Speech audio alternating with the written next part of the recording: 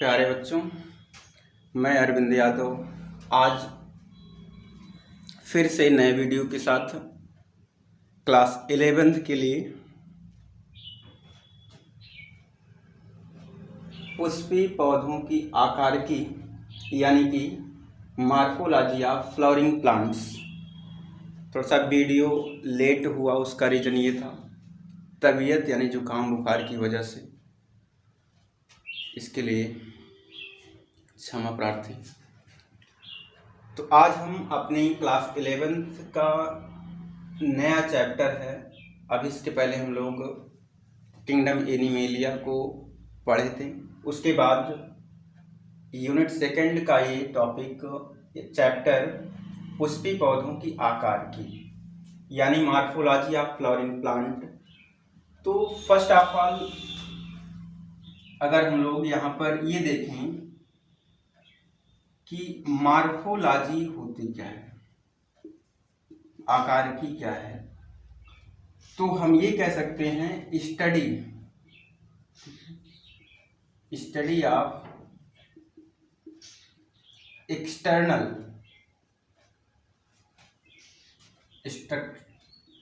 Structure, size and shape. मतलब इसका ये हुआ कि अगर हम किसी भी जीव के बाह्य संरचना, बाह्य आकृति और माप का अध्ययन करें तो उसे हम लोग कहते हैं मॉर्फोलॉजी यानी आकारिकी। अब वो जीव की बात है तो जीव की बात में एनिमल और प्लांट दोनों आएंगे, और यहाँ पर एनिमल और प्लांट जो बाहर से दिखते हैं, ठीक है, जैसे बाहर से हम दिख रहे हैं, पैर हैं, पेट हैं, हाथ है, नाक है, मुंह है, कान है, ये सभी ये एक्सटर्नल मॉर्फोलॉजी में आता है यानी कि मॉर्फोलॉजी बोलते हैं।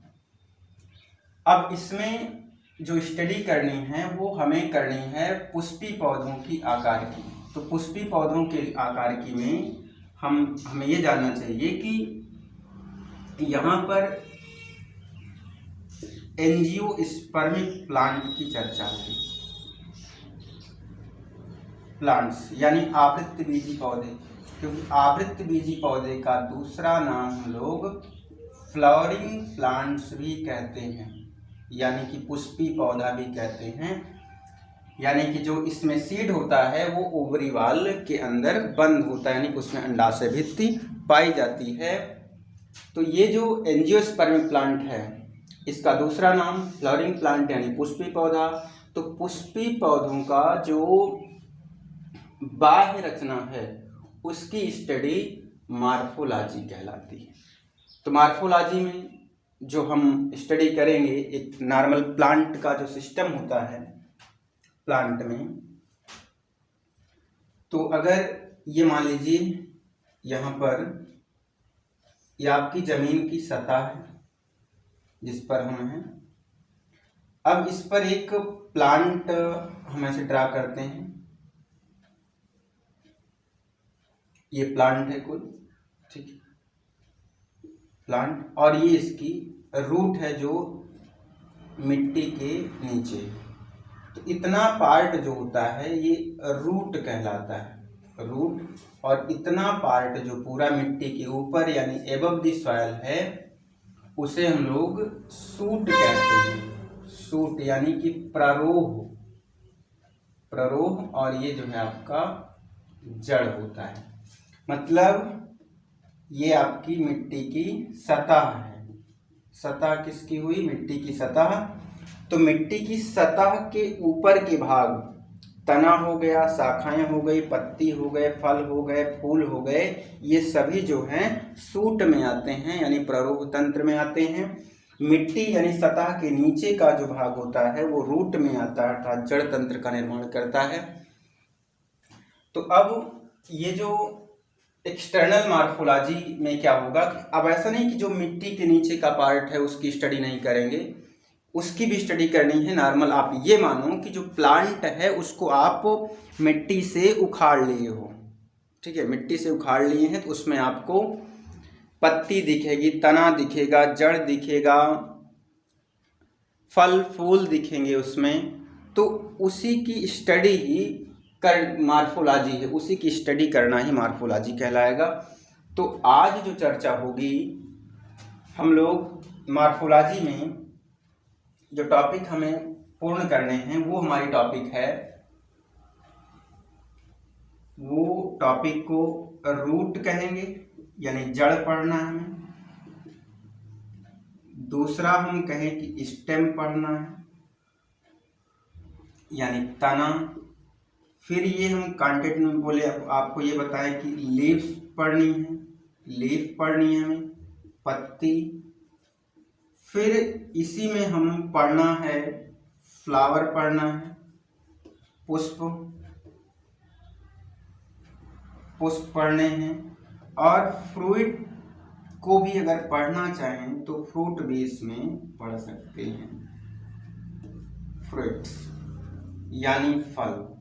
तो अब ये ध्यान देना है कि ये दो टॉपिक जो है, ये वाला क्लास 12th में मैंने स्ट्रक्चर ऑफ फ्लावर का वीडियो अपलोड कर चुके हैं, उसमें आप ये देख सकेंगे पुष्प के बारे में। तो जो आज की स्टडी होगी वो होगी रूट यानी जड़ क्या है, कैसे बनी, कहाँ से बनी, उसका काम क्या है, जड़ का मॉडिफिकेशन। तो यहाँ तक का जो नॉर्मल सीक्वेंस पार्ट है इसको आप नोट कर लें। आइए देखते हैं कि प्लांट में रूट के बारे में। और एक बात ये भी है, जैसे प्लांट में क्या होता है कि प्लांट का जो सिस्टम है, एक पौधा है उसमें दो तरह का सिस्टम, वैसे सिस्टम नहीं होता तंत्र, लेकिन हम लोग कह सकते हैं एक होता है शूट सिस्टम यानी प्रारूह तंत्र, और दूसरा जो होता है रूट सिस्टम जिसे बोलते हैं जड़ तंत्र। अब इसके बाद यहाँ पर शूट में जैसे हम लोग स्टेम और ब्रांच, फिर उसके बाद फ्रूट, फ्लावर, ये सब आ जाएगा। और इसमें रूट में हम लोग नॉर्मली टाइप्स को ना कह करके रूट में प्राइमरी रूट, सेकेंडरी और टर्सरी रूट, इसके बारे में ये अध्ययन करना है। अब जैसे रूट एक सीड होता है, सीड यानी कि जो आप जानते हैं बीज या दाना, कोई चाहे मटर का हो, चाहे मक्का का हो, डाइकाट हो या मोनोकाट हो, उसमें तो वहां पर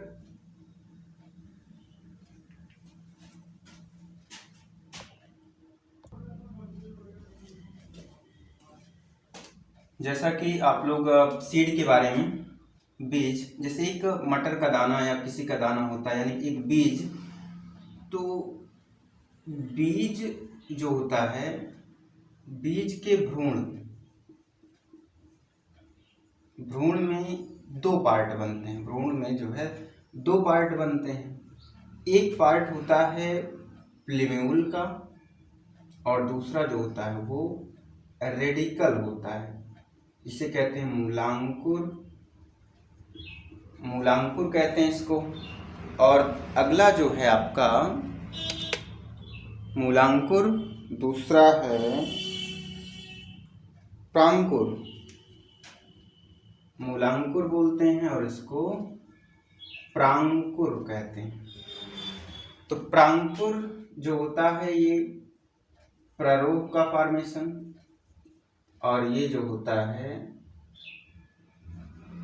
जड़ तंत्र का निर्माण, यानी जड़ें जो हैं इससे बनती हैं और तना जो है इससे बनता है। अब जो रूट होती है, रूट के बारे में यानी कि जो जड़ है, तो जड़ ये जो बना प्लीम्यूल और रेडिकल, मतलब जड़ जो है रेडिकल पार्ट से, और जो तना होता है वो प्रांकुर भाग से, भ्रूण के प्लीम्यूल और रेडिकल पार्ट से एक नए प्लांट का विकास होता है। जैसे हम ये कहें ये कोई सीड है, मान लीजिए एक पार्ट ऊपर जाता है, एक पार्ट नीचे जाता है। जो नीचे है, ये नीचे वाला पार्ट जो है ये रेडिकल है, जो ऊपर है ये प्लीम्यूल होता है। ठीक है, यहाँ पर अब इसके बाद जड़ के जो कार्य हैं, जो जड़ है उसके टाइप में देखते हैं थोड़ा से। टाइप में नॉर्मली हम लोग पढ़ते हैं टाइप्स ऑफ रूट। तो यहाँ पर टाइप्स ऑफ रूट में तो नॉर्मली हम तीन तरह की, वैसे दो होती है लेकिन तीन तरह की बातें करेंगे। एक को कहेंगे हम लोग टैप रूट और दूसरे को बोलेंगे एडवेंटिशियस रूट, और तीसरा जो है हमारा फाइब्रस रूट। ये जो है इसको कहते हैं हम लोग मूसला जड़, हिंदी में मूसला जड़। फिर ये जो है अपस्थानिक जड़ है, अपस्थानिक, और ये जो होती है झकड़ा जड़ होती है। मतलब इसका ये हुआ, अगर सीधा जो ये कहें कि रूट जो है सीधे प्लीम्यूल यानी कि एक मेन रूट होती है, जैसे जो मूसला जड़ें होती हैं, इसका एग्जाम्पल हम लोग कहेंगे कि डाइकाट प्लांट होते हैं। ठीक है, डाइकाट प्लांट। और जो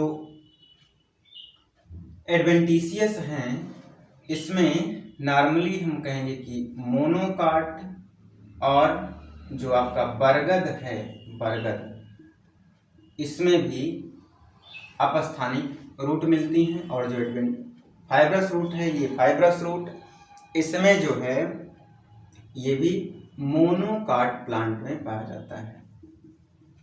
मोनोकाट प्लांट्स में ये रूट मिलते हैं। जैसे अगर हम अब यहाँ पर टैप रूट का एग्जांपल, इस पर इसको नोट कर लें, उसके बाद हम टैप रूट का और एडवेंटिशियस का और फाइब्रस रूट का आपको एग्जांपल देते हैं यहाँ पर क्या कैसे है।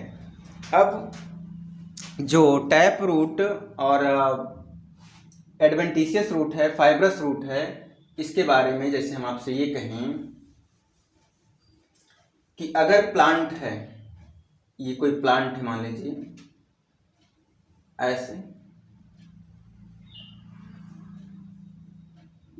ये प्लांट है, अगर ये रूट डायरेक्ट हम कहते हैं कि यहीं पर मान लीजिए कि ये सीड रहा होगा, बीज का दाना यहीं पर रहा होगा, ऐसे बीज का दाना रहा होगा, और यहीं पर एक ऊपर गया होगा, जो ऊपर गया वो तो आपका स्टेम, जो नीचे गया वो रूट है। अब जहां से ये रेडिकल पार्ट यहीं से निकल रहा है, जो नीचे आ रहा है रेडिकल, ये वाला पार्ट नीचे रेडिकल, तो यहाँ पर क्या होता है, ये मेन रूट एक आपको कुछ सभी जड़ से कुछ मोटी जड़ मिलती है। यहाँ पर कुछ मोटी जड़ें मिलेंगी ये वाली। तो जब मोटी जड़ मिलती, अब इसको बोलते हैं टैप रूट। ये जो टैप रूट है इसको बोलेंगे टैप रूट। ठीक है, ये हो गई आपकी टैप रूट। अब इसी में से कुछ पतली पतली और शाखाएं निकलती हैं, ब्रांचेस निकलती हैं, जिसे हम लोग कहते हैं प्राइमरी रूट हो गई, फिर कहते हैं कि सेकेंडरी रूट हो गई, सेकेंडरी रूट, फिर इसी में कहते हैं टर्सरी रूट हो गई। तो ये आपका जो एग्जाम्पल है ये डाइकाट प्लांट का है। ठीक है ना, डाइकाट प्लांट का। दूसरा अगर हम लोग यहाँ पर एग्जाम्पल लें, दूसरा एक प्लांट बनाएं ऐसे, ये आपका हो गया। ठीक है, एक मतलब नॉर्मली प्लांट दे रहे हैं, ऐसे प्लांट का स्ट्रक्चर है, ज़्यादा मतलब प्लांट मानिए आप लोग, पौधा है ये। अब यहाँ पर क्या हुआ, इसमें बहुत सारे पतले पतले रेसे की तरह आपको जड़ें नजर आएंगी, जिसे ऐसे पतले पतले धागे, रेसे जैसे धागे जैसी रचना होगी। तो इसमें आप टैप रूट नहीं ढूंढ सकते कि टैप रूट है, इसको बोलते हैं कि ये जो है हमारी फाइब्रस रूट है। फाइब्रस रूट यानी कि झकड़ा जड़ें हैं। तीसरा एग्जाम्पल अगर हम ले यहाँ पर, तो जैसे ये बातें हैं यहाँ पर, अब इसमें जैसे ये सतह है तो यहाँ पर भी ऐसे जड़ें पाई जाएंगी, नीचे भी ऐसे। अब इसमें नोड, जैसे उसका जो स्टेम होता है, स्टेम में नोड और इंटरनोड पाई जाती है। ये जो गांठें हैं इसको नोड कहते हैं, और दो नोड के बीच का जो स्थान होता है, एक नोड ये है, दूसरा नोड ये तो नोड हो गया ऐसे नोड।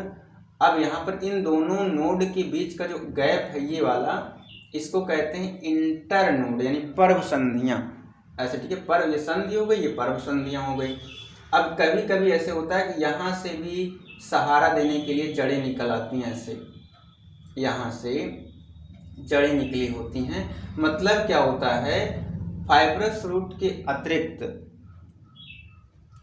तने के किसी भाग से भी जड़ का निकलना जो है वो एडवेंटिशियस रूट कहलाता है। यानी कि ये जो एग्जाम्पल है एडवेंटिशियस का है, ठीक है। एडवेंटिशियस रूट का मतलब तने से भी निकल, जैसे बरगद में देखते हैं, बरगद का प्लांट है तो यहाँ से उसकी जड़ें निकल आती है। मान लीजिए बरगद का है तो यहाँ से जड़ें निकल करके पौधों को सहारा प्रदान करती हैं। तो ये 3 तरह की जड़ें आपको मैंने बताया कि कैसे पहचानेंगे कि ये जड़ है, ये टैप रूट है, फाइब्रस रूट है और एडवेंटिशियस रूट है। ऐसे आप देख करके पहचान सकते हैं। जैसे गन्ना ले लीजिए, गन्ना हो गया, करबी हो गई, ठीक है ना, उसमें ये एडवेंटिशियस रूट पाई जाती है। बरगद हो गया, धान हो गया, गेहूं हो गया, इसमें जो है आपकी ये फाइब्रस रूट पाई जाती है। सरसों हो गया, यानी जितने भी एंजियोस्पर्मिक प्लांट हैं, बड़े प्लांट हैं, आम हो गया, नीम हो गया, महुआ हो गया, ये सब क्या है आपके टैप रूट में आते हैं। अब देखते हैं हम लोग जो रूट है, रूट का मेन फंक्शन क्या होता है। तो रूट का मेन फंक्शन या मुख्य कार्य इसका जो है वो देखेंगे। इसको आप अपने समझने के लिए देख लीजिएगा या स्क्रीनशॉट ले लीजिए इसका। और एक बात थोड़ा से आप लोग सहयोग करें कि भैया जो वीडियो को लाइक, शेयर और सब्सक्राइब करना ना भूलें। जितना से जितना हो सके इसको शेयर करिए अपने मित्र को, अपने सगे संबंधियों को, जितना से जितना हो सके आप लोग सब्सक्राइब, जिससे आपको नए वीडियो की जानकारी तुरंत मिले। और वो जो बेल आइकन होती है उसको भी प्रेस कर लीजिएगा। तो अगली टॉपिक जो हमारी है इसी में वो है फंक्शन ऑफ, या हम कहें मेन फीचर ऑफ रूट्स। जड़ के लक्षण क्या हैं, इसके काम क्या होते हैं। तो जड़ में क्या होता है, जड़ का जो कैरेक्टर है, तो इसे तो कह सकते हैं यह बीज के भ्रूण के रेडिकल भाग से बनती है, रेडिकल से बनती है, जैसे कि अभी हमने देखा था बनती है। फिर ये कहें कि इनमें का मतलब रूट में, इनमें नोड तथा इंटरनोड नहीं पाए जाते हैं, नहीं होते हैं। फिर हम ये कहें इंटरनोड, जैसे अभी आपको बताया यहाँ पर। अब ये नहीं कि नोडुलेटेड रूट की बात करें कि उसमें जड़ में गांठें होती हैं जो राइजोबियम वाला, कि मतलब उसमें बैक्टीरिया, जो वो नोड की बात नहीं कर रहे हैं, ऐसी नोड की बात कर रहे हैं जहाँ पर रूट ना निकल पाए, कि वहाँ की है। अब तीसरा अगर हम देखें, हम ये कह सकते हैं जड़ में क्या होता है, जड़ में क्लोरोफिल एब्सेंट होता है, यानी कि नहीं होता है। और इस वजह से जड़ें क्या होती हैं, भूरे रंग में होती हैं। मतलब क्लोरोफिल उसमें नहीं है, इसलिए जड़ क्या है, भूरे रंग में होती है। जैसे आप लोग भूरे रंग के लिए भूरी शैवाल, फियोफाइसी को पढ़े होंगे, वहाँ पर जो उसका पिगमेंट था, ठीक है, भूरे रंग में। फिर इसका जो क्लोरोफिल नहीं है तो फोटोसिंथेसिस कोई मतलब नहीं है। इनका जो मेन फंक्शन होता है, ये क्या करता है, पौधों को सहारा देता है, पौधों को सहारा प्रदान करता है, तथा जल खनिज लवणों का अवशोषण करता है, अवशोषण करता है। अवशोषण का मतलब समझ पा रहे हैं ना, खींचता है, मतलब पानी है, खनिज पदार्थ है, इन सबको जड़ जो है क्या करती है, अपनी ओर खींचती है। मतलब फिर लास्ट एक और देख लेते हैं, 4-5 हो जाए। इसकी जो रूट अपेक्स होता है, यानी रूट अपेक्स, रूट के शिखर पर, हम कहें जड़ के शिखर पर क्या होता है, जड़ के शिखर पर यानी कि रूट कैप पाया जाता है। रूट कैप जो ये क्या करती है, जहाँ रूट कैप होता है, जैसे ये मान लीजिए जड़ है, तो जड़ के शिखर पर मूल गोप होता है। यहाँ पर कुछ सफेद सा बिल्कुल पार्ट आपको नजर आता होगा, थोड़ा सा यहाँ ड्रा करते हैं इसको, कि मतलब ये अगर जड़ है ना, ऐसे नॉर्मली। तो यहाँ पर कहते हैं कुछ वाइट कलर का पार्ट होता है, इसे मूल गोप कहते हैं, रूट कैप कहते हैं। और ये रूट कैप क्या होता है, म्यूसिलेज होता है, म्यूसिलेज होता है। और यहाँ पर जो सेल इलांगेट करती हैं, लंबाई में वृद्धि करती हैं, उसको ये प्रोटेक्ट करता है, सुरक्षा देता है रूट कैप की ये जो है टूटने फटने ना पाए, जिससे कि मिट्टी में वो धंसने में प्रॉब्लम क्रिएट करे। तो यहाँ पर ये जो है ना रूट कैप इसको सहारा प्रदान करता है। और इस रूट कैप में एक सेल पाई जाती है जिसे हम लोग कहते हैं डिक्टियोसोम कहते हैं, इसको याद रखना है, डिक्टियोसोम। ठीक है, डिक्टियोसोम पाया जाता है जो अपने आसपास की मृदा को नम बनाता है, जिससे जड़ क्या है आसानी से उसमें धंसती चली जाए। तो ये इम्पोर्टेंट है कि रूट कैप में यानी कि पौधों की जो जड़ होती है उसके रूट कैप में कौन सा सेल आर्गन पाया जाता है, तो वो डिक्टियोसोम है। यानी उसी को गाल्जी बॉडी भी कहते हैं, इसे गाल्जी बॉडी, लेकिन प्लांट के केस में इसको डिक्टियोसोम कहते हैं। पौधों में डिक्टियोसोम और जंतुओं में गाल्जी बॉडी, गाल्जी एपरेटस कहते हैं। ये बातें हैं, ये बिल्कुल इंपॉर्टेंट बातें हैं, इसको याद रखेंगे। तो ये रूट कैप होता है। ठीक है, अब जो रूट का जो मॉडिफिकेशन है, यानी कि रूट का मॉडिफिकेशन या एक रूट में पार्ट्स ऑफ रूट की बात जो है, इसको हम लोग नेक्स्ट वीडियो में करेंगे। मतलब रूट के भाग कौन कौन से हैं, कि वहाँ पर रूट हेयर किस भाग में बनता है, रूट इलांगेशन कब होती है, रूट मैचुरेशन उसमें कब होता है, इसकी चर्चा हम लोग अगले वीडियो में करते हैं। क्योंकि वीडियो लंबी होने से कोई फ़ायदा, मतलब लंबी हो जाएगी, इसलिए कि हम लोग पार्ट्स ऑफ रूट जो है नेक्स्ट वीडियो में देखेंगे। आज के लिए इतना ही। और आप लोग जैसे अभी तक साथ देते आए हैं, वीडियो को लाइक शेयर सब्सक्राइब करना ना भूलें और बेल ज़रूर से ज़रूर प्रेस करें, जिससे आपको नेक्स्ट वीडियो की जानकारी मिलती रहे। आज के लिए इतना ही, धन्यवाद।